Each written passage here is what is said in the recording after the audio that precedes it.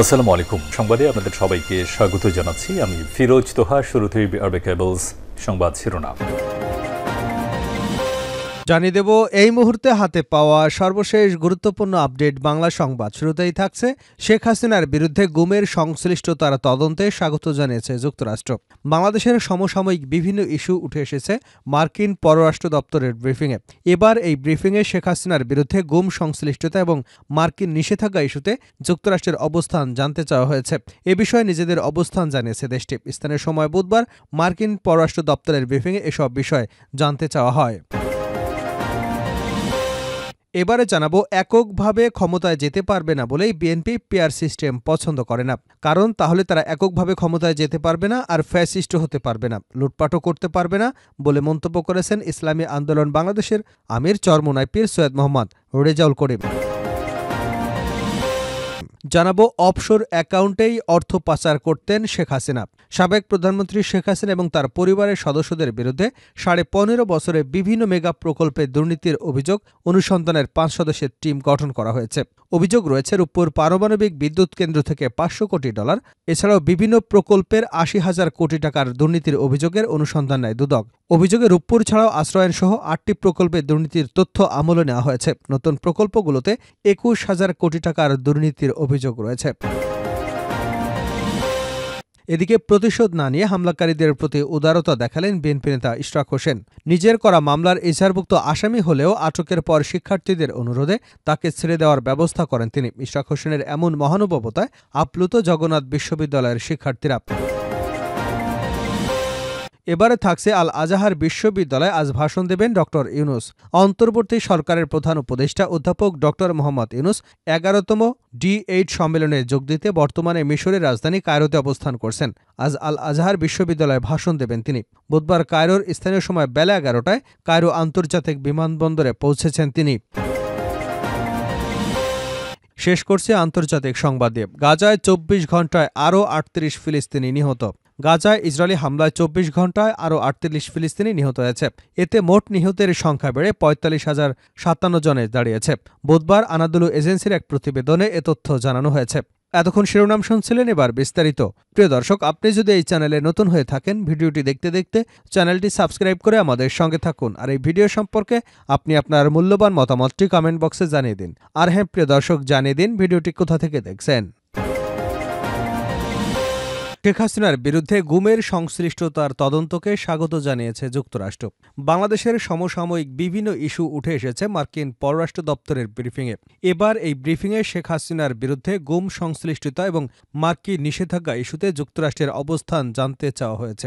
এ বিষয়ে নিজেদের অবস্থান জানিয়েছে দেশটি।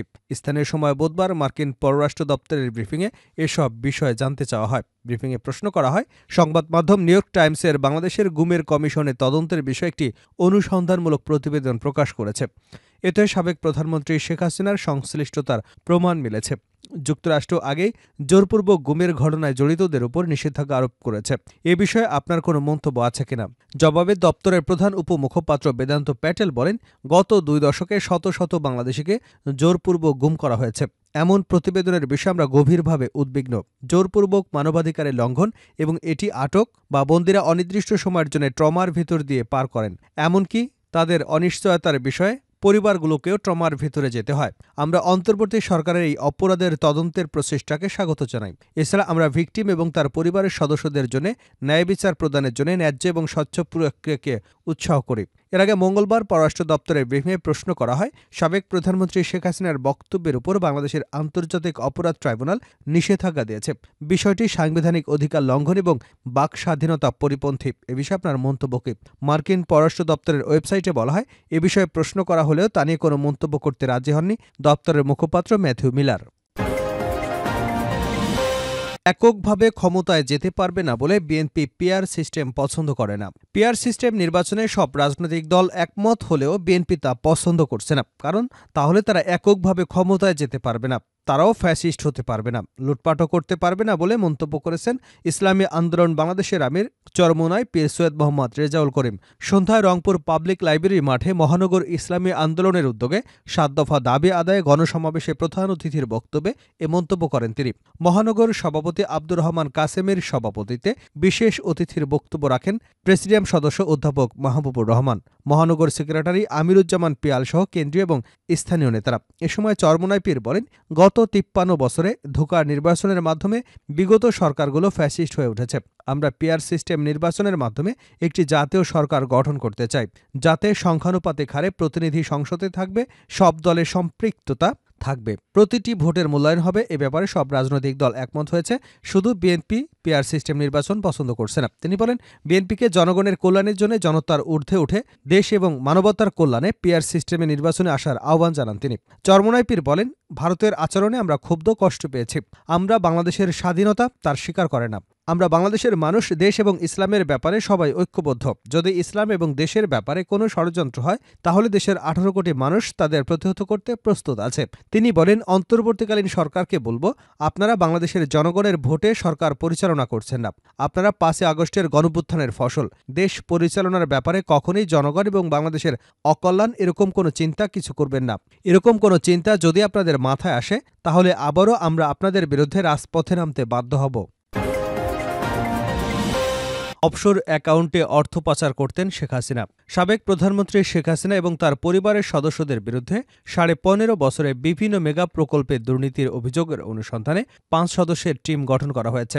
বুধবার দুর্নীতি দমন কমিশনের সিদ্ধান্তে উপপরিচালক মোহাম্মদ সালাউদ্দিনের নেতৃত্বে এ কমিটি গঠন করা হয়। টিমের অন্য সদস্যরা হলেন উপপরিচালক সাইদুজ্জামান নন্দন, সহকারী পরিচালক আফনান জান্নাত কেয়াসহ আরও বেশ কয়েকজন। অভিযোগ রয়েছে, রূপপুর পারমাণবিক বিদ্যুৎ কেন্দ্র থেকে ৫০০ কোটি ডলারেরও বেশি ৫৯,০০০ কোটি টাকা, বিভিন্ন প্রকল্পে ওঠা ৮০,০০০ কোটি টাকা দুর্নীতির অভিযোগ অনুসন্ধানের উদ্যোগ নেয় দুদক। অভিযোগে রূপপুর ছাড়াও আশ্রয়নসহ ৮টি প্রকল্পে দুর্নীতির তথ্য আমলে নেওয়া হয়েছে। অন্য প্রকল্পগুলোতে ২১,০০০ কোটি টাকার দুর্নীতির অভিযোগ রয়েছে। অভিযোগ অনুযায়ী গণঅভ্যুত্থানে ক্ষমতাচ্যুত হওয়া সাবেক প্রধানমন্ত্রী শেখ হাসিনা, তার ছেলে সজীব ওয়াজেদ জয়, তার বোন শেখ রেহান এবং ভাগ্নি টিউলিপ সিদ্দিকী মালয়েশিয়ায় ব্যাংকের মাধ্যমে রূপপুর পারমাণবিক বিদ্যুৎ কেন্দ্র থেকে ৫ বিলিয়ন বা ৫০০ কোটি ডলার বাংলাদেশি মুদ্রায়, যা প্রায় ৬০,০০০ কোটি টাকা লোপাট করেছেন। গত ৩রা ডিসেম্বর শেখ হাসিনা এবং তার পরিবারের এসব দুর্নীতির অভিযোগে অনুসন্ধানের নির্দেশনা চেয়ে হাইকোর্টে রিট দায়ের করেন জাতীয়তাবাদী গণতান্ত্রিক আন্দোলন এনডিএমের চেয়ারম্যান ববি হাজ্জাজ। রিটে রূপপুর প্রকল্পে দুর্নীতি অনুসন্ধানে দুদকের নিষ্ক্রিয়তার বৈধতার চ্যালেঞ্জ করা হয়। দুদক চেয়ারম্যান সহ সংশ্লিষ্টদের রিটে বিবাদী করা হয়েছে। রিটের শুনানি নিয়ে এসব অভিযোগ অনুসন্ধানে দুদকের নিষ্ক্রিয়তা কেন অবৈধ ঘোষণা করা হবে না তা জানতে চেয়ে ১৫ ডিসেম্বর রুল জারি করেন হাইকোর্ট। প্রসঙ্গত, গত ১৯ আগস্ট রূপপুর পারমাণবিক বিদ্যুৎ কেন্দ্রে শেখ হাসিনা পরিবারের দুর্নীতি নিয়ে গণমাধ্যমে প্রতিবেদন প্রকাশিত হয়। প্রতিবেদনে বলা হয়, সাবেক প্রধানমন্ত্রী শেখ হাসিনা, তার ছেলে সজীব ওয়াজেদ জয়, ভাগ্নি টিউলিপ সিদ্দিকী মালয়েশিয়ার ব্যাংকের মাধ্যমে রূপপুর পারমাণবিক বিদ্যুৎ কেন্দ্র থেকে ৫ বিলিয়ন বা ৫০০ কোটি ডলার লোপাট করেছেন। বিভিন্ন দেশে সামরিক প্রতিরক্ষা খাতে দুর্নীতি অনুসন্ধানী গ্লোবাল ডিফেন্স কর্পোরেশনের তথ্যের বরাদ্দে এসব প্রতিবেদন প্রকাশ করা হয়েছে। প্রতিবেদনগুলোতে আরও বলা হয়, প্রকল্প বাস্তবায়নকারী সংস্থা রোসাটম মালয়েশিয়ার একটি ব্যাংকের মাধ্যমে শেখ হাসিনাকে এ অর্থ আত্মসাতের সুযোগ করে দেয়, যাতে মধ্যস্থতা করেন ছেলে সজীব ওয়াজেদ জয় এবং ভাগ্নে টিউলিপ সিদ্দিকী। প্রতিশোধ না নিয়ে হামলাকারীর প্রতি উদারতা দেখালেন বিএনপি নেতা ইশরাক। নিজের উপর হামলার প্রতিশোধ না নিয়ে উল্টো হামলাকারীদেরকে ক্ষমা করে দিয়ে চরম উদারতা এবং মহানুভবতার পরিচয় দিয়েছেন বিএনপির আন্তর্জাতিক বিষয়ক কমিটির সদস্য ও ঢাকা মহানগর দক্ষিণ বিএনপির সিনিয়র সদস্য ইঞ্জিনিয়ার ইশরাক হোসেন। এমনকি নিজের করা মামলা এজাহারভুক্ত আসামি হলেও আটকের পর শিক্ষার্থীদের অনুরোধে তাকে ছেড়ে দেবার ব্যবস্থা করেন তিনি। ইশরাক হোসেন এমন মহানুভবতায় আপ্লুত জগন্নাথ বিশ্ববিদ্যালয়ের শিক্ষার্থীরা। মঙ্গলবার রাতে রাজধানীর কোতোয়ালি থানায় ঘটনা ঘটে। জানা যায়, ২০২২ সালের ডিসেম্বর ৪ তারিখে ঢাকা বিভাগীয় মহাসমাবেশকে ঘিরে রাজধানীর পুরান ঢাকায় জনসংযোগ চালানো অবস্থায় জগন্নাথ বিশ্ববিদ্যালয়ের সামনে ছাত্রলীগের ব্যাপক হামলার শিকার হন বিএনপি নেতা ইশরাক হোসেন। সেই মামলার ঘটনায় তখন থানায় কোনো মামলা না নিলেও পরবর্তীতে আদালতে মামলা করেন তিনি। সেই মামলার এজাহারভুক্ত আসামি হিসেবে জগন্নাথ বিশ্ববিদ্যালয়ের ৪র্থ বর্ষের শিক্ষার্থী মঈনুদ্দিনকে শনাক্ত করেন জগন্নাথ বিশ্ববিদ্যালয়ের সাধারণ শিক্ষার্থীরা। পরে তাকে রাত আনুমানিক ১০টার দিকে ধরে নিয়ে রাজধানীর কোতোয়ালি থানায় সোপর্দ করেন বিশ্ববিদ্যালয়ের ছাত্রদল নেতারা। আটকের খবরে মঈনুদ্দিনের আইন বিভাগের বন্ধুরা বিএনপি নেতা ইশরাক হোসেনের সঙ্গে দেখা করতে তার বাসায় যান। তবে ইশরাক হোসেন বাসায় না থাকায় তার সাথে দেখা করতে পারেনি শিক্ষার্থীরা। পরে রাতেই কোতোয়ালি থানার সামনে জড়ো হন তারা। সেখান থেকে ইশরাক হোসেনের সাথে ভিডিও কলে কথা বলেন শিক্ষার্থীরা। এ সময় তারা ইশরাক হোসেনের কাছে তাদের বন্ধুদের মাফ করে দিয়ে থানা থেকে ছাড়ানোর ব্যবস্থা করার জন্য দাবি জানান। 2022 সালে ইশরাক হোসেনের উপর হামলার ঘটনায় ভুল হয়েছে উল্লেখ করে তার কাছে ক্ষমাও চান অভিযুক্ত মঈনুদ্দিন সহ তার বন্ধুরা। একই সাথে ছাত্র জনতার আন্দোলনে তাদের জোরালো ভূমিকার কথাও উল্লেখ করেন।